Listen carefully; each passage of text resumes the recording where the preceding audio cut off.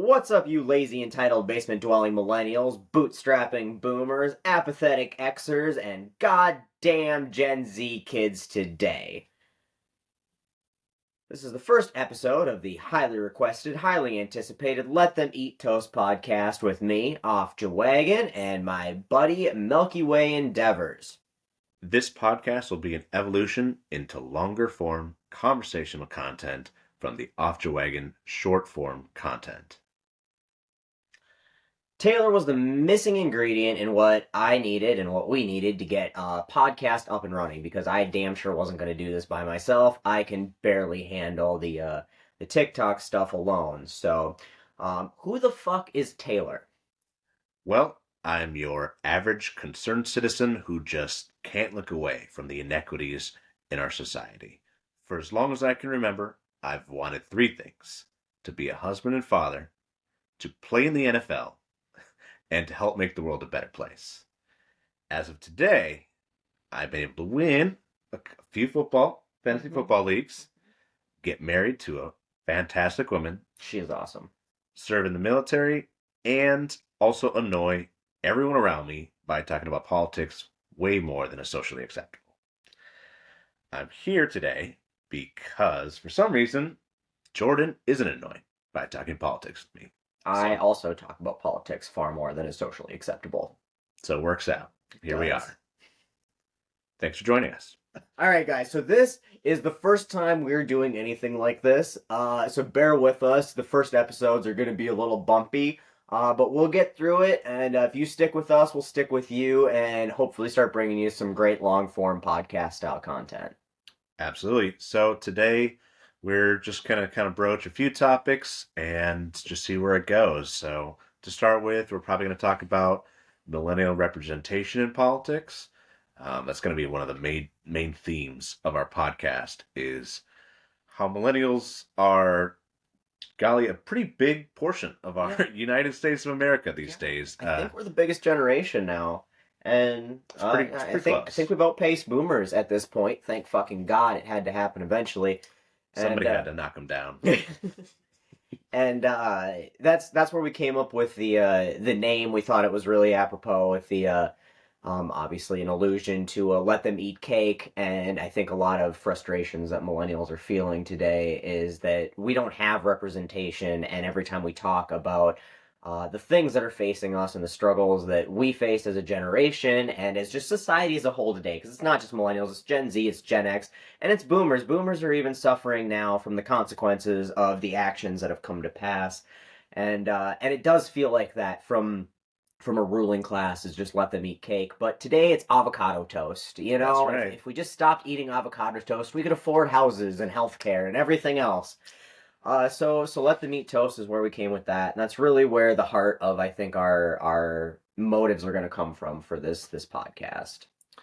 Right. Yeah, we're just gonna break some of those, those molds, and kind of get down to it and show how there's some problems with our society, obviously, and hopefully how millennials can make a difference, make it better. At least make ourselves feel better about talking about it. You know, we aren't going to save the world here, but hey, we'll talk about how we could. I don't know. This could be the basement. It is. It is actually the basement. Right. Well, so yeah, obviously we're going to be discussing millennial representation in politics and just society in general. For today, we're going to chat about just the general political landscape leading up to the 2024 elections next year, and kind of some things to pay attention to. We're also going to discuss Minnesota politics throughout our series. But as for today, we're going to discuss the previous 2023 legislation that just ended here in May. Minnesota's been making fucking waves. Making history. And it's pretty awesome. So we're definitely going to touch on that. We're really excited to talk about that. We're going to talk about how, the GOP in Minnesota is about to not be a GOP anymore, hopefully. It's not in great shape. It's not in great shape. We'll put it that way. And there's a couple other states, actually, that are in the same boat, which is just, I don't know how you get to that point, but somehow you've made it. Let's get to it. Kind of leading into millennial representation is as far as like the largest generation, I'm actually not. I think it's close, but I don't think. Oh, we passed. I do know this for sure that it was like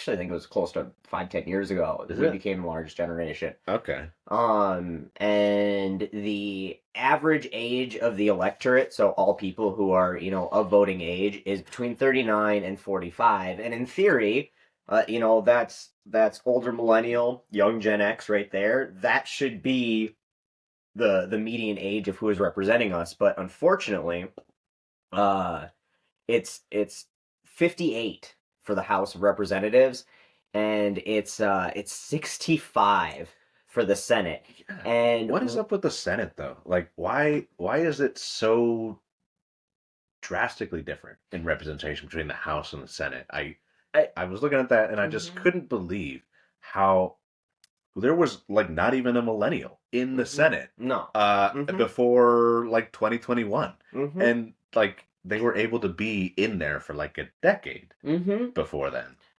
it's because obviously there's like what 435-ish House seats. I have it in here, Yeah, maybe. 435. Yeah. And there's 50 Senate seats, right? And so if you think about it in 100? terms, or 100 Senate So seats, yeah, close. 100 Senate seats. And if you think about it in terms of power, obviously Hmm. senators have more power than the House of Representatives, right? Sure. And it takes a lot more money and a lot more clout, a lot more connections, to get into a Senate seat. Okay. All right. Fair enough. Where it's really easy with 435 seats. It's really easy for a Jeff Jackson, or a Lauren Boebert, unfortunately, to Yeah. sneak in and take a seat Well, that's she didn't not exactly sneak in. She sort of like shotgunned her way in there, you know what I mean. that campaign, and everything. Glocked her way into the Right, Senate. exactly. But you can do that when there's that much representation spread across the board. And granted, we need more. The Senate or the House has gotten unrepresentative of the electorate just because we've grown so much in population. The Sure. seats haven't increased, but it's still a lot of people, and you can find those cracks where you can get people in, and then those people still want to move up. So they start looking for senatorial seats to move up Oh yeah. to, Yeah. things like that, governors, because usually they'll go to the House of Representatives and then they'll move up from there to a governor. Tim Walz, our governor, did that. Hmm. Ron DeSantis, unfortunately, but giving the antithesis, he did the same thing for Florida.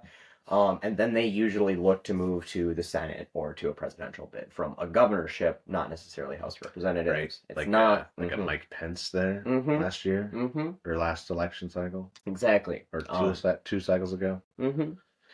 And so Sure. so Okay. I think that's why it is. And I think that the Senate probably should be a little bit older just in general, but not to that extreme. I think that, we should Yeah. have 20 somethings, 30 somethings in the House of Representatives as an average, and 40 and 50 somethings in the House or in the Senate. Yeah, I feel like the average age Mm-hmm. of any governing body shouldn't be the age of which you decide to like check out of Mm-hmm. like contributing financially to society. You should be under the age of where you can just have a stroke on national television for Right. Well, Mitch McConnell's a little bit over 65, but that was horrendous. That was horrendous. It's kind of amazing. Have you seen the memes with that? I haven't seen the memes. I watched the Oh my video. god. Yeah, so they'll just clip him into videos of stuff with it's just like Okay, that's sad, but it's for not Mitch McConnell though, it's not sad. Nothing can be sad. No. The only thing of value Mitch McConnell will ever pass is away. And right. You've and said that before. I have, and I'll say it again. It's my favorite joke of all time. I don't disagree. I mean, he's done a lot of things to America, and most of them not good. Mm-hmm. Yeah, it's not been great. So I I think that there's a lot of looking at the house. There's a lot of really great younger people Yeah, coming up and making some waves. Obviously, you've got 25-year-old Mhm. Gen Z. Yeah, there's some Gen Z start coming That's up. his first one. The first one I think was this last Mm-hmm. 2020 their 118th Congress, I think, from Mm-hmm. Florida. I don't know who. I'm pretty sure. I don't know his name, Oh, but okay. I haven't been paying that much attention. We'll probably edit this part out, but if we don't, Jerk. should have the names on file. Yeah. Next But time. like Jasmine Crockett, AOC, Yeah. obviously, Yeah. Jeff Jackson. I'm not even sure how old he is, but I've just been loving what he's been doing. And Plus that have you? name, Jeff Jackson. Right? I mean, you're just born to do Pretty it. slamming. Have you been? Do you know who he is? You've been following I him at actually all? don't. I actually don't know who he Okay, is. so he's the most famous congressman on TikTok. I've seen a few on TikTok, but He's from North Carolina. I don't think Yeah. I've seen him. And he comes up and he just says, "This is what's going on," directly to the public, very nonpartisan. Does he have a pretty like white pasty face? Oh yeah, Like, yeah. just like straight white male he's energy. super old male white bread for sure, But but he's like 40, right? yeah, he's in that range. He's Okay, very then yeah, I definitely do follow him, Mhm. but I've only seen like 3 of his Mhm. videos. But they seem like good videos if I Well, was he's leveraging something that communicates with the younger generation, which I think is important. yeah, absolutely. And he's presenting what's going on in politics in a very straightforward manner. He doesn't do anything partisan. He's not like me, where I'm obviously very partisan when I come out Yeah, and do shit. I think we've established that. Mhm. But he comes up and he's like, "This is what we're doing." He refers to people as this side of the aisle or that side of the aisle. Yeah. He doesn't. He's never even identified himself. I think on his own content as what side of the aisle he is. But he's speaking directly to the people about what's going on in a very easy to understand manner. Yeah. And I think that that's kind of the energy we need because we feel so disconnected from, even like I love Bernie Sanders and Yeah. and I'm not a huge fan of Joe Biden, but I can respect what he's gotten done in this time I period. mean, if there's one thing I'll say about Joe Biden, Mm-hmm. Dark Brandon is a badass. Okay, all right. This was not scripted at all, but I want one of those. Like the vice chair of the DNC gave this to me the other day. where'd you meet them? Her. She follows me on TikTok. Ah. And reached out to me because I was talking about how much the DNC sucks at or not. I didn't say the DNC, the DFL, the vice chair of the DFL. Sorry, not the DNC. Right, yeah, the Minnesota. Bring it down to version. state level. Yeah, yeah. Mm-hmm. Sorry, I made myself sound way more important than I am there. It's okay. So she reached out to me and she's just been like a hoot to talk to, and she's like, "Hey, I'm coming back from a campaign deal, parade deal up in I don't know, somewhere way the fuck up north." And she's like, "I'm making way better time back than I thought. You want to stop in, I can stop in Pine City and we can have a drink." And I was like, "All right." And she gave me this because, see on the other side, it's DFL. Yeah. No, I like it. And yeah, I mean, that's like, in my opinion, for any millennial, that's like the best branding Absolutely you can have for Joe Biden. I don't think there's like a ton that millennials and Gen Z are just like, yeah, he's my dude. But like he's got that. My wife follows his Instagram because he posts all of his Dark Brandon stuff on there, and it's good. I'm not on Instagram. I don't follow that, it's something. And here's the thing I think that is worth noting about the branding and the messaging is the Democrats fucking suck at it. They really suck at branding and messaging. And marketing just in general. They're just awful at it. And I mean, Obama had something going for him. Obama was the anomaly, okay? He's sort of like, he doesn't follow the same path. No, Obama was the anomaly. He had the shit down. I mean, any president who's literally mic dropped on stage is a new level. It's respect. Respect that. And and he made Joe Biden cool. Like during like the Biden Obama bromance. Didn't they post like funny videos of them all the time? They were like, "Oh, here's Joe in the White House," and it was for 2010. Right, like it was pretty good. It was great, but Biden doesn't have that charisma. No, he doesn't have that riz. No. So, but Obama notwithstanding, the Democrats suck at branding, and this is something that they've been able to do what Republicans do really well, which is taking bad branding from the other side and turning it into good branding for them. Like, Yeah, like yeah. they did it with Hillary with the deplorables, right? Like she's like the basket of deplorables, and now they're all a bunch of proud fucking deplorables. And this Dark Brandon thing is, I think, a really great way of turning that around. Also, did you see the MTG commercial that Oh they? yeah, yeah, yeah. It was just all MTG clips that she made herself. But like all you had to do was just like start it at a certain point and end it at a certain It was point. her speech at like CPAC or some shit. Yeah, well, Uh-huh. and it was just like the campaign Uh-huh. video, and he was like, "Biden, Joe Biden supports Joe this Biden message." approved this Yeah. message. That was like the ultimate slam. That's some Mhm. baller energy. I can respect that from Joe That Biden's was. campaign. And so they have their moments where they shine through, but they are Yeah. so bad at it most of the Well, time. and But and it's not even like he's done bad. Like he's done mm, pretty decent considering yeah, he hasn't had any legislative help no. from the House or the Senate. I Well, mean, his first 2 years, I mean, he controlled by a very narrow margin in the Senate. I mean, the vice president by was a narrow margin yeah, in the Senate. 50 it was a 50-50 split and the 50, vice president, like tiebreaker, yeah. which is basically nothing, especially Hmm. when the House just decides they're not going to put any like progressive bills on the floor ever. So Hmm. none of that will ever get to the Senate. And can we talk about this? I think this is something that frustrates people our age the most.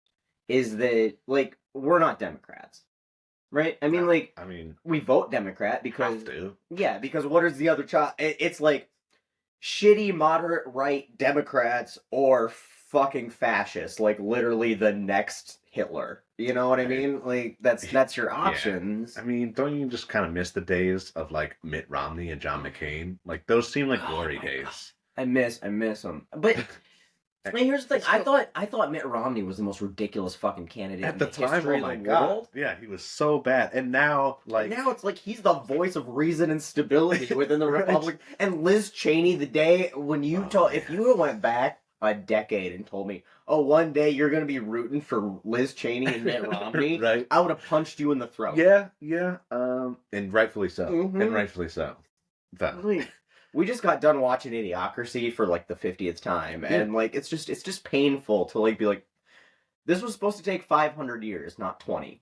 You know? Right. I mean 2025 Mm-hmm. is coming up. Um so Yeah. So I don't know, but I do think that is a huge frustration with um people our age. Is it's like we yeah. don't have any leverage because it's like, all right, you vote for the Hillary Clintons or the Joe Bidens or the moderate, crusty old white bread center of the aisle. John Kerry. John, oh, none. Just Do we have to talk about John Kerry? just those because it's like, yeah, it's like I hate 47% of their policies, but I also want women to be able to choose what they do with their health care and Yeah. my gay friends to be able to get married because gay weddings are a fucking blast. And like, that's their life Mm-hmm. and their bedroom. And Right. it's hilarious that the right, Mm-hmm. Republicans are like, oh, we want small government and we don't want anybody to tell us what to do. But yet, we're going to tell you what to do Mm-hmm. Yep. if You we can't. don't think it's right. Don't say gay. Don't say period. Don't get an abortion. Don't be trans. Freedom. But small government, it's going to save us. And also small government, but they are once again the ones who have increased the most of the deficit. Right. I mean, not through like actually good programs in the No, government, but no, increased it. they've just increased the deficit. They increase it through tax cuts Right. every No, yeah, fucking time. exactly. But they also increase spending. They've never once voted on not increasing the defense budget. But then again, neither do the Democrats, and that's again where we end up being. Right. Well, I mean, that's, leading back into the millennial side of things and Gen Zers especially Mm-hmm. is the apathy Mm-hmm. towards our political system currently. Um, it's understandable. I feel like Mm-hmm. that's what else you say. Like, Mm-hmm. we get it. We get it. Mm-hmm. There, honestly, I think Bernie Sanders was our opportunity to make a big change in probably a bigger change than when Obama was said, so like campaign slogan was, we're going to Yeah. make change. Like Bernie probably had the best shot, at least being the spokesperson Mm-hmm. as president. I mean, you're still in the same situation. where we are in today, No. probably where you have to rely upon Congress to actually Mm-hmm. do anything that. Yeah, Bernie wouldn't have gotten shit done, No, but he would have set a precedent that a person yeah, who is not funded by corporate money, right. Did he take any super PAC money in not a that dime, election cycle? I don't not think a so. dime. That was part of the whole thing. His average donation was like $212 or some shit like that. Still Yeah, pretty good average done. and it might have been 20 something. I don't know. It's been a long Yeah, I time. feel like it was in the tens. But yeah, his average donation was really small. It was from a bunch of individual donors. He had a huge grassroots effort, and even though he didn't win, I think that he has put the blueprint out there because now you got people like Katie Porter who are running the same types of platforms. Yeah, Who are making huge waves. Unfortunately, it hasn't been picked up by other presidential candidates. I mean, other than it's been like better universal zero healthcare. elections. Zero elections. He ran in the last election. Right. And he ran in the election before that. It's been zero elections since. So now we're gonna get Biden again. I mean, there's just no other options here at this point. It's Biden or at this point DeSantis or Trump. And I mean, I feel I'd like just be like, let's just not have a president for a while and see how that goes. Right. Yeah, I mean, why bother? Honestly, like all they're gonna do is reverse the opposite party's policy, executive orders, and then just do the opposite of those same exact orders again. I don't know. No, So the apathy is understandable. it is. It's but- also frustrating. Well, right. I mean, obviously, it's frustrating. I mean, there's blatant issues. I mean, it's blatant to us as millennials and Gen Zers and Gen Xers, the just severe gap in the America that we were told is reality versus what we've actually experienced as reality. And I think too, and I think this is where like the big gap between like us and Gen Z is we grew up in part of that America. Like we saw it. We didn't live it. We weren't adults through it, No, right. but we were there for it. Like we saw the good old days, the make America great again days, the days where America seemed like the American dream seemed real and we lived in the suburbs and we had like the great everything seemed okay-ish. You know, our parents were doing okay. Cost of living wasn't horrible. I mean, The 90s were a good fucking time. And I guess you're a little younger than me too. Yeah, I mean, all I remember from the 90s is Lion King and Toy Story. Oh, so fuck off, man. Like... Damn it. Okay, so I remember it pretty vividly. And what year were you born? 93. 93. So we're 3 years apart, but it's weird how much in today's day and age that makes a difference. But well, also, my wife and I always say that like every decade sort of bleeds into the next. So absolutely. Like early 2000s, basically pre 2008, I would probably argue, basically feels like the 90s. No, it's pre 2001. You think it's 2001 was the hard, and it was such a hard cut because, and for me, I mean, I am probably biased with a lot of it too because like my parents were divorced and lived on opposite sides of the country. Like my dad here, my mom in Florida, and so I flew back and forth a lot. So like the just drastic change in how easy it was. Like my dad could walk me to the gate, you know, right. And like stuff like that. Where now it's just like you're just being passed off to a flight attendant, and good luck for this 2,000-mile journey as a fucking 11-year-old and shit, you know. And yeah, but you get the little pin. Yeah, you got the pin, the wings. You thought you were like a flight attendant.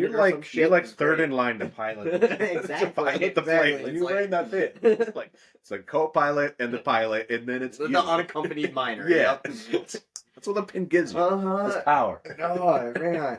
But no, it was weird. The world changed, and then we went to war, and it was a big deal. And then one day it just stopped being a big deal. Like everybody got numb to it, you know? Like it wasn't like I feel like Vietnam, which is one of our longest wars.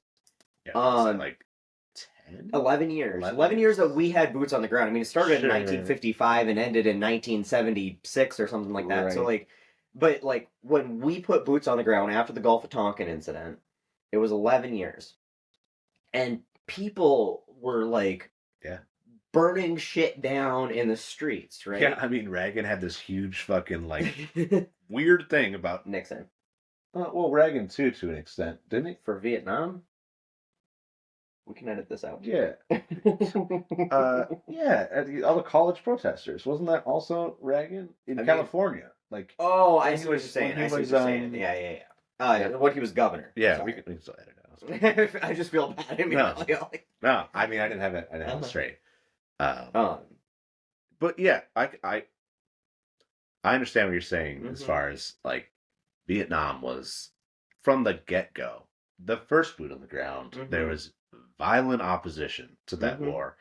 And I mean, I think there's a big part to do with it's a completely different time. We were, Mhm. barely over World War II Mhm. and barely, really not even close to being over the Korean Wars. So, Mhm. like, America doesn't want to get in a third war Mhm. in 20 years.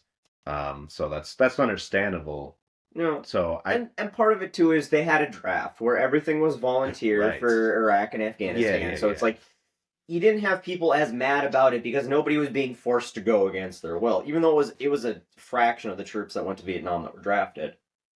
But still, I mean, there was people trying to escape to Canada and whatever to not go, which I mean, I probably would have been doing. Fuck that. Well, I just would have done what a lot of people did was Go to just, college. yeah, just stay in college. I Mm-hmm. mean, I would have got my master's, I would have Doctor. gotten MBA, Mm-hmm. would have done all that Mm-hmm. stuff. I mean, just Mm-hmm. if I was an intellectual, Yeah. somebody in their 20s during that time frame, I don't, And I feel there's like no. college in the '60s would have been lit as fuck. Well, I mean, yeah, they got way more reefer probably, like like Woodstock, and LSD. Not that I don't do like any. No. I'm not a drug person at all, but like they were very open minded at the time.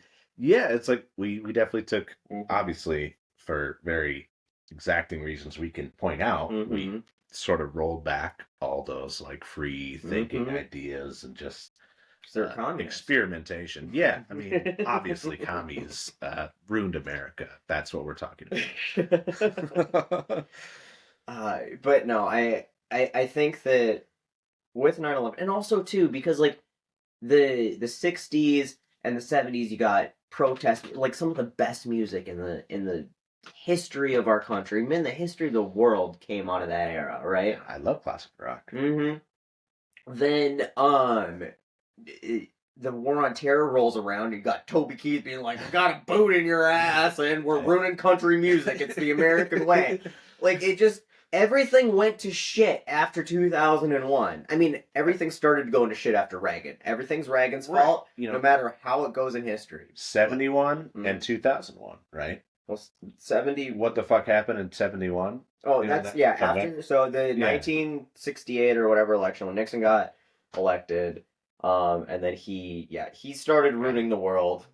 Reagan put everything in place so we can't unruin the world, and then Bush Bush just put the final nails in the coffin. I don't Well, know. he just followed what Reagan was doing, just like worse, just more unpopular. Yep, yep, yeah, and that's where. But then he's the one who got us tied up in the Middle East. I mean, Well, Daddy Bush did a little bit, and I mean, that was mostly Daddy Bush did mostly because of Dick Cheney, yeah, if anything. Dick fucking Cheney. I swear to God, Dick Cheney's the goddamn devil. Well, no, Yeah. Reagan's the devil. Dick Reagan's Cheney sold his soul to the devil. Right, he's like the devil's right hand Who man. the man literally doesn't have a heart. He's a heartless individual. Like they've just put in, I don't know, some pump or something in there. Well, Like what the fuck's going yeah. on? Yeah. Man's had 47 fucking heart attacks and he's still breathing like no human. Don't you know that evil just like breeds He's life? Darth Sidious. He's Right, Darth yeah, Sidious. exactly. Hates brings suffering. Yeah. Ah, man, we have gotten so off track here. Quite so. Mm. So coming back to 2024 All right. election. All right, we're coming back in from a fact-checking break where we didn't learn anything. No, still confused. Yep. But anyway, we do know that millennials are the largest generation in American history. Largest living generation, at living least. generation. And then Gen Z is coming up in the ranks. They are coming into voting age, and Gen X, obviously, all millennials and Gen X are voting age, and so this begs the question as to Gen X is in their mid 50s, millennials are in their mid 20s to mid 30s, and Gen Z's coming in, and we're completely underrepresented in Congress, and we haven't. The youngest president has been a baby boomer. We've had our president today. I'm 32 years old. Our president today is older than the president who got elected for the very first presidential election when I was alive. Like, like Joe Biden's older than Bill Clinton, physically older than Bill Clinton. Just let that thing in. The man who was elected 30 years ago Right. is younger than our current president. Yeah, it's weird. It's weird. Which leads me into some very nice statistics that we're going to talk about. So, interestingly enough, the silent generation is actually basically tied with the baby boomers as the largest spenders. 38% for silent generation and 39% for baby boomers of just total political spending. Gen X is at 18%. Millennials are at 5%. This mirrors the economy as a whole. I don't have the statistics sitting in front of me, Just but I did mention it. And income and assets. That's pretty accurate. I did mention it, yeah, in a video like that. Baby boomers control an astronomical amount of the nation's wealth compared to a fraction. I mean, it's single digit percents that millennials control versus um, it's unfortunate that is a huge reason why they continue to have more representation. And yeah, I mean, political spending is a huge factor in campaigns these days. It's kind of insane, and obviously there's a lot that goes into that whole topic, and that's probably we can spend a whole podcast on just political spending and dark money, super PACs, Citizen United, and all that shit. Yeah, absolutely. But another fun statistic: silent generation is at 7% of federal positions, which I think is actually an appropriate number. As far as like generationally speaking, as I'd far say as so. numbers. Yeah, no, I mean, because how old is the youngest silent generation? They ended in 1944, Right. or 1945. So they have 7% of Congress, but they are only 7.6% of our total population.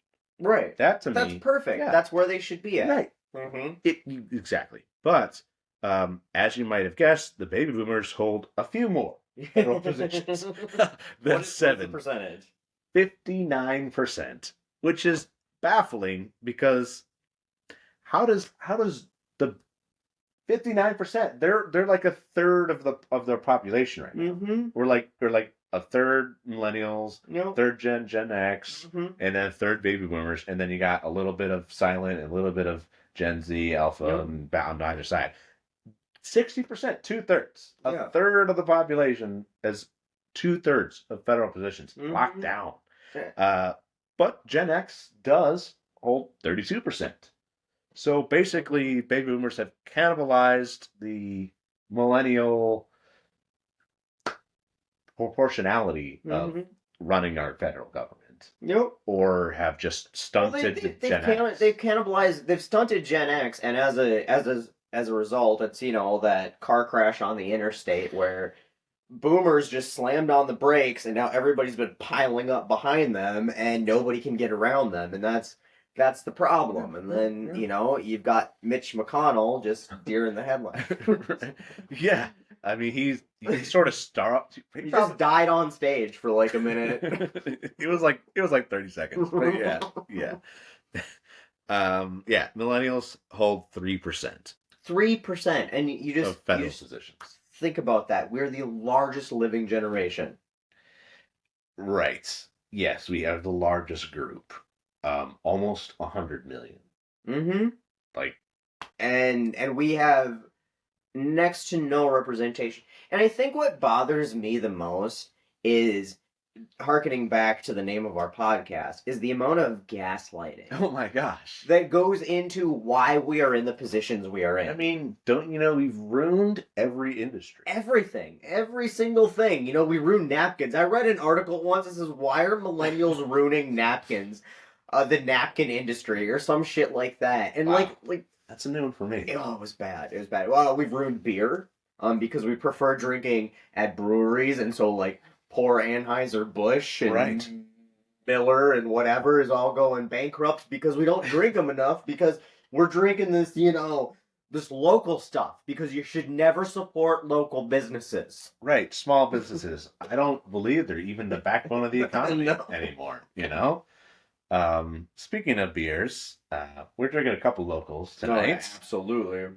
I have, as an IPA drinker, I have the Mad Butcher IPA from the Mankato Brewery. Why are we saying this like we're sponsored by these? We are not sponsored. We are No. just alcoholics. But if you want to sponsor us, yeah, we will sponsor anybody who will put alcohol in our hands. We have no shame. Mm-mm. I will, even Coors. Fuck y'all, but I'll sponsor you.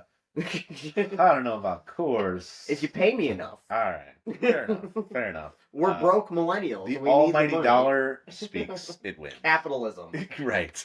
At its finest. Uh, So then we're gonna discuss state positions. Mhm. So state positions is almost worse somehow than Mhm. federal positions. Silent generation, a mere 3% okay. of state positions are held. Gen X brings that down by a little bit to just 24%. Mm-hmm. And as you might have guessed, baby boomers take a bigger slice of that cake with a gigantic 68% of state positions in our government are held by baby boomers. Mm-hmm. But we did gain a percent, now 4% of We're state. 4%. Yeah. All right, we're moving up. Yeah, making big strides. I think I honestly have some theories on this. So first is that boomers find their community in social volunteer engagements. So either really engaged in church.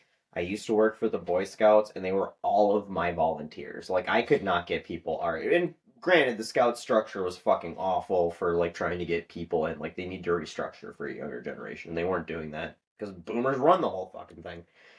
But that's where they find their social engagement. Those are the people who are volunteering for like the Lions and like all the like what are all these organizations going to do? The Rotary Club. The Rotary. What are all these organizations going to do when all these boomers die off and they're not there to do that?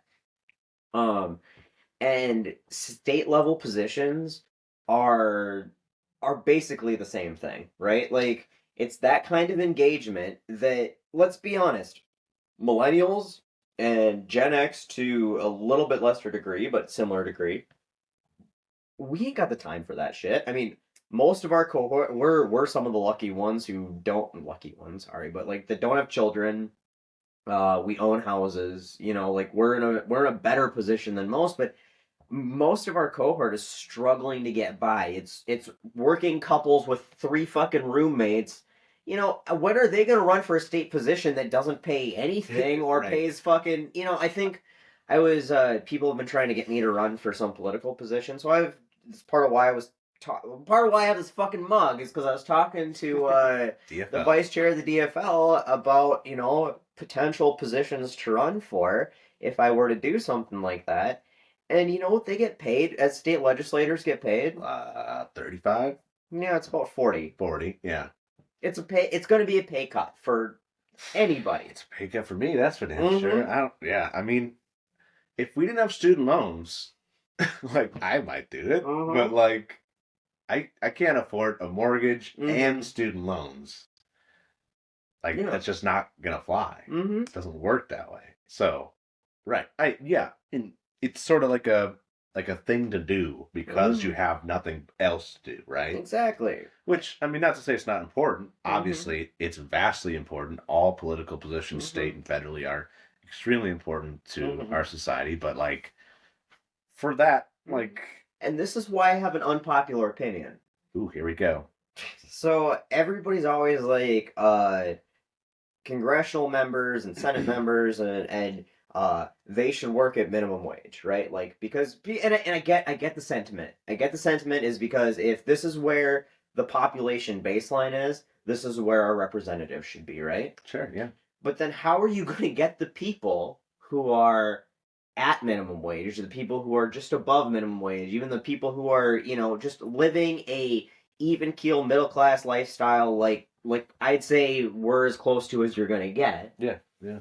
how do you get those people to be like, yeah, I am going to run and do this? Like, I'm sorry, I'm motivated by money. Like, I'm still motivated by helping people and by speaking up for people, but I also don't want to sacrifice all of my joys in life to also make less money. Well, and you still have everything that all the same needs that Mm-hmm. everybody else does. Like you Mm-hmm. still have to pay a mortgage or rent, Mm-hmm. and you still have a car payment probably in some way, shape, or form. Absolutely. For you, I don't I know, mean, you got some my weird stuff my going story on. is a different story. Yeah, Not most, but it's a point. It's a point that right. most people have childcare, Well, and and especially in our age level, like mm-hmm, we're not expected. You're expected to have a car payment and a mortgage, mm-hmm, and maybe a little bit of student loans. yeah, and a Netflix account, and a Hulu account, and a Okay, Paramount account, right. and a Disney account. Hey, they're raising their prices. We'll see. We'll see about that Disney. I'm gonna watch Ahsoka and I'm out. But like those are things that are expected of people of our generation. So Mm-hmm, to some extent, I sort of understand the discrepancy of like 3 and 4% of representation in mm-hmm, that we need jobs that pay a lot more than mm-hmm, what representatives on a state level are being paid. mm-hmm. And And if you can't get them in on a state level, you're not going to get them in on a federal level. right, because I mean, look at what AOC has said, Mm-hmm. and a couple other senators have said, and Representatives. representatives, well, right, Uh-huh. her and some other senators have said that like they need to be paid more Mm-hmm. because they need to have two houses, two homes. Mm-hmm. They need to represent the district that they live in, And they still need to be in Washington, and they D.C., still need to live in D.C. for which half is the year. expensive as shit. Right, it's a crazy Mm-hmm. expensive area. So like, there's just no winning. Uh-huh. And this was something Katie Porter, and it's not quite the same, but she tried pushing a bill through that didn't get passed, where she was trying to allow people running for Congress and Senate to be able to use campaign donations to pay for things like family care, child care, health care. Because again, if you're running a congressional or a Senate campaign, you're not going to have time for a full-time job. No, Where are you yeah, going to get health care from? Where are you going to get yeah, child care from? that's a really good point, And actually. and so it's like these are barriers to entry, and this is why every time somebody's like, "Oh, well, senators and congressmen should make minimum wage," it's like, no, the fuck, the ones who we're worried about are not making their money off of their public salary. No, yeah, They're they're making their money off of insider trading and and lobbyists. taking luxury vacations paid for by wealthy donors. You know, Clarence Thomas Yeah, all and that kind of stuff. but that's where they make their money. It's not the six-figure salary, which sounds like a lot to us, but you start Right, thinking the about it, presidential $400,000 right? a year. That's That's like dick. nothing. That Mm-hmm. when they leave the Mm-hmm. presidency, Mm-hmm. they'll easily make that But triple. even Ever. whatever the senator and federal congressman salary is, which is it's I think low it's like six figures, I think hundred it's like 75,000, yeah, right around there. somewhere in there. That's nothing. Like I mean, that's a comfortable middle class salary, right? Well, if you have to have two homes. Right. I mean, that's yeah, that's it. That's not even a comfortable middle class. So nobody's making it, and that's why I'm like, now why they always vote for their salary increases for themselves and stuff is a little. I get the bad optics of it, Yeah, all right. but again, which one of us is going to go volunteer or not even volunteer? Which one of us is going to go put the effort in and raise millions of dollars to just get elected? And this is what I was told because I was like, I would run against a red seat in a congressional seat. That like if that's what I was gonna do, that's what I would do. Yeah. Because I don't want to fucking be a public official, right? I really don't. But if Yeah. I was gonna do it, I would want to run against something I could flip. Because if somebody's already in the job voting the way that I'd be voting, what the fuck am I gonna do? Right. But if I could vote, and even if and then if I could run, and even if I don't win, I rattle some cages. I'm doing something. Sure. Yeah. And I feel like I could appeal to uh a demographic that is underrepresented out here, which I Clearly. talk about all the time, Yeah. right? So then great. And then if I do win, then I flip a seat and I make it. I guarantee I'm making a difference. Even if I do a shit job, I'm making a difference just in the way I vote, right? Yeah. And that's where I would put that, and I was told that like if you want to run for a Congress level seat, like a federal Congress person, Oh, like a representative, a representative, whatever eight Pete seats. Stauber is who I'd run against if I was Oh, to sure. run, right? Okay. On $1.2 million I'd have to raise. Yeah, that probably is like the absolute bare minimum. Mm-hmm. That's the minimum. If you can't raise $1.2 million, don't even bother thinking about running. And like, Right. I don't even know. And I used to fundraise for a living. I don't know where the fuck I'd come up with that kind of money. Yeah, I mean, that's a lot. Mm-hmm. Like that would be to us. That's like winning the lottery, like Mm-hmm. level amount of like Mm-hmm. money. Like it's a lot.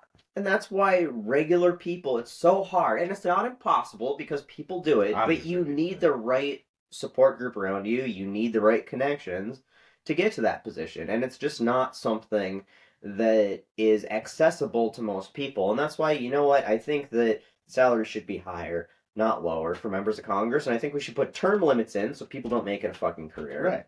And I think that we need to overturn Citizens United, which was one of my biggest problems with Obama, was that he ran on overturning Citizens United, and then he's like, "Oh, look at all the fucking money I can raise," because he raised more money than any president in history at the time Yeah. with CPACs, and and then he just didn't do it, and it's like that just puts such high levels of entry. And I don't think that any of these people ever got into politics because they were awful people. Well, I mean, some of them did. You know, Ron DeSantis can go fuck himself, and Matt Gaetz. People. Yeah, we don't really. There's just people from Florida, okay, Georgia, and Texas. Uh, and, but you get into that kind of situation where people get into these places and you have to rub shoulders with these people. You have to be a little bit seduced and a little bit abused by power just to get into a position where you can make a difference. And then what do? What you can you continue to resist? It becomes like Frodo with the ring, right? Like, yeah. and Well, or that's the corporate dollar. It's like mhm. you have to take it in order to even just like take a step on the stage. Yeah, even And to get a then piece in the game. let's say you win, then Mhm. it's like, well, you probably want to win again. Mhm. And even if you don't care about winning again, you just took hundreds of thousands of dollars from people who, you know, they didn't just do it because it's like a tax benefit, because it's not a tax Mhm. benefit to donate to elections. No, So, like, I mean it th- is.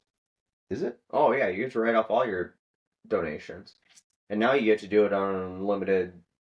Right. Well, Even on your tax form, they ask you if you want to donate. I mean, that's to the like general fund, but sure. which is where we need to go. Is Like public is funding of public elections. funding of Yeah, elections, there's no doubt. but that's where and that's why it's an unpopular opinion because people say all the time that you know they should make minimum wage and like they shouldn't because that's not going to hurt the people you want to Well, hurt. right. The what really should be is they should be making a lot more, Mm-hmm. close to an executive level, probably. Mm-hmm. But the ability for them to make money off the stock market should be eliminated. Oh my God, they should be charged with insider trading like anybody else Yeah, would be it's charged like because there's nobody who has more leverage on insider trading. then the people making the laws that can hurt or help the freaking Mm-hmm. industries. It's asinine. It is It's absolutely asinine. asinine. And Like, everybody else is illegal, but if you're in Congress, yeah. totally cool. By Mm-hmm. the way, So no big deal. that's what you get when you get to write the rules for your position, you know? Yeah. Well, And this is the thing, this isn't even partisan. This is Democrats and Republicans the same. hmm. Because every one of them does it, and every single one of them has a motivating interest in voting to allow them to continue to do this. Right. Not only do you have a motivating interest to make money based off of just, Mm-hmm. stock holdings or just like future business prospects, but you have motivations to vote for those industries because they probably give you financial campaign Absolutely. There's contributions. so many So conflicts of interest. it's incredible. It's like Mm-hmm. how in that's how we've gotten to this point Mm-hmm. in society where we feel like our government does represent citizens. It's Mm-hmm. because it doesn't. It doesn't. It absolutely doesn't. I mean, there is no point. It's bad because now we're looking at perspectives where it is worse for us now than it was for people during the Great Depression. And I think that's a very flawed analogy. I mean, just in general. But we're saying this like if you look at the median income for people during the Great Depression and Yeah. set it up for adjusted dollars, it's like $80,000 a year is the median income for people during the Great Depression. Right. Like the people making Mhm. the average, dollar Mhm. salary in the Great Depression are making more In adjusted in dollars adjusted than what dollars we're than making what the average person's making today. by a lot. The worst, what you describe as the worst Mhm. time in our economy, in our country Mhm. ever, with, I guess within the 20th century, Mhm. probably in the 19th century as well, but just ever, Mhm. they're doing better off per dollar than the Mhm. average American is today. Yep. And like I said, And that's not by accident. no, it's not. It's been designed. And I do want to say I think it's a flawed analogy in some ways because Yeah, like yeah, I would agree. It's vastly different economies, Mhm. vastly different times, and just technologies that were available. I Clearly, think things have changed. right. I think that the people who are doing worse were doing far worse today or back then than today. But Sure. more people are doing worse as a whole today than at any point. Right. In our country's history, notwithstanding, obviously, slaves and segregation. Like, Right. straight white guys are doing exponentially worse today than at any point in our history. And if we're doing exponentially worse, then everybody else is doing exponentially worse as well. And unfortunately, that's just like statistically Right. the case. Mhm. Like, it's not to say, No, obviously. no. It's horrible, and this is why, like, because you always go back to like, the '50s is the pinnacle of the Right. American middle class, right? But Yeah. it's only the pinnacle of the American middle class for straight white guys. Like that is it. That is it. That is the pinnacle. But Right. you, That's when we're like, oh, Mhm. it could be good for people of color, Mhm. but let's also try some redlining. Like, let's make Mhm. sure that they don't get to buy Mhm. houses and get to buy in on the American dream. Let's make sure they don't get to go to the same schools, Mhm. or at least schools of the same quality. Like, that's probably not going to happen either. Yeah. But it's great for Mhm. all those propaganda videos Mhm. that they made that like the Red But Scare was going to ruin everything. but it's still wealth equity. Like wealth equity across the demographics was better back then than it is now. Like because the top Oh 1% yeah, absolutely. controlled less of the nation's wealth and it was spread out. The nation's wealth was spread out more evenly. Right. At Yes. that Yeah. point, it was spread out more evenly than at any other point in our history. Like that was the peak. Like at one point it was the 1%, and then it came down. It was spread out nice and evenly as it's ever been. Yeah. In Yeah. the 1950s, 1960s, and then the 1970s, it starts to go back up to the 1%. Right. And then you hit Reagan, and it's just like Elon Musk with the fucking Jeff Bezos with his penis rocket, and then it's back to us Right. having, our crumbs and Right. then having fucking everything again. And back to millennials and Gen Z Mhm. not giving a crap about politics. Why should they Mhm. even vote? Clearly, there's been a couple decades Mhm. involved in the stacking of a deck that is our current system. You're right. And back to the Democrats, because I blame this on them almost more than I blame on the Republicans at this Right, point. Republicans don't know better. Well, Democrats should. But they should because Obama. Obama was the first president I ever voted for. Dang Obama! It's always Thanks, his Obama. fault. Thank you, Obama. But like that was the blooper, right? Obama appealed. He got record youth voter turnout, right? Yeah. Record youth voter engagement, and it was on a very progressive campaign platform. Yeah, I mean, universal health care. Mhm. I believe there's probably something Overturning Citizens United, Yeah. universal health care, gay marriage, because remember, that was after he got Right. elected. Yeah. It's that fucking recent. Right. Yeah. And all these things that we were passionate about, and we're like, yeah, hope and change, and we were young and dumb and believed it, and I was also like 14 at the time. fuck off, man. All right. Obama won was my first election. The first thing I voted, I got up early before school. I drove my 78 Chevy fucking 3/4 ton lifted pickup. Gets 4 miles to the gallon to the goddamn now you're just town hall. bragging. Now you're just bragging. Man, I used to spend $20 a day to drive that thing to school and back. I bet. Back when, fucking, God, gas prices back then, too. People bitch about them today. Yeah, like $4 a gallon back in, like, 2008. $8? Like, Mm-hmm. Jesus, that's got to be, like, close to $5-6 in 2023 dollars. That's when people bitch today, and I'm like, honey, you are not Right, back in my day. The $3, $3.29 that it is right now is basically the same amount, probably, of that, like, crazy high. Yeah. No, it was literally I was paying $4.50 a gallon back then. Right. Yeah, I'm just saying. Paying California fucking prices back then. Right. But no, like, it got us out, and then they follow that up with Hillary Clinton and Joe Biden. I mean, just real progressives at heart.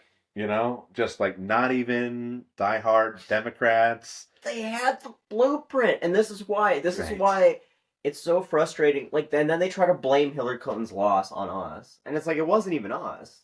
Like, we still went and voted. Like, millennials statistically still went out and voted for Hillary Clinton at a higher rate than they did even for Barack Obama. Yeah, I mean, millennials have voted at an extremely high rate in the last 3 presidential elections. Mm-hmm. But they blame it on us. They blame it on the Bernie bros. Like, no, we wanted Bernie, but we really didn't want Donald Trump, so we still went out and voted. It was the fucking middle-class white dudes. Although, I gotta say, I might have voted third party. Yeah, fuck off on that election. Please tell me it wasn't Gary Johnson. Oh. I mean, of course it was Gary Johnson. I didn't even care. We're gonna have a goddamn libertarian episode on this. No, don't. That was the one time, okay? It was a phase. It was this time in college, alright? I was curious. It was in college. It was like I was like 22. I couldn't stand for it. I couldn't stand for not Bernie being the option when it was like he was like right there. Like it was Henry Wallace close. No, I get it. Believe me, I get it. I don't get it enough to vote for Gary Johnson. Hey, I thought it was making the voting with my conscience and saying we need a third party in our. We do. You're not going to do that with purpose. Yeah, well, I was with ranked choice voting from the bottom up. I was 22 and I was kind of an idiot, That's fair. That's fair. That's fair. I'll give you. Everybody gets one. Right. Also, I would love to discuss voting reform with you. I just watched like a 3-hour video about voting reform the other day, and apparently ranked choice voting, not everything it's made out to be. There are better options out there. Interesting. So this will be our next episode. Yes, we're definitely going to talk about It's going to be voting reform, ranked choice voting, and apparently the other options that I don't even know about. There's a lot. Star method. Your boy. Chocolate starfish. All right, so I think we've probably run out of time at this point. And again, forgive us. This is our very first blatantly drunken attempt at a podcast, and we are going to keep muddling through this. And eventually, by episode 27 and a half, we'll probably be getting this down. So stick it out with us. I'm doing this. We're doing this because y'all asked for it. So again, we appreciate your support. We appreciate you following along. We're going to set up a short, free version of this that's just a easily digestible thing, and as digestible as it can be. As it can be, as much as we can edit this into something coherent. Yeah, we're gonna do our best. We're gonna do that, and then we're gonna put a little bit less edited version for the really true fans who really want to sit here and listen to us blabber for however long this has been. Just about an hour. Yeah, right. I mean, that's a commute right there. Audiobook, screw it. Podcast. for the Perfect. win. And honestly, we have a good probably 10 minutes of fuck. We didn't know what we were talking about here. That's That's gonna true. get cut out of this. That's So true. this is probably gonna be a shorter one. But we are gonna work on this. We are gonna keep making it better. We're spending lots of money on this. Buying stuff. We got stuff in the mail, so it won't be so echoey. Microphones and things like that. We're working hard on it, and so please help us make this a success and a reality. We love y'all, and thanks for sitting through our first episode of Yeah. Let them eat toast. Let Them Eat Toast. Cheers. Cheers, guys.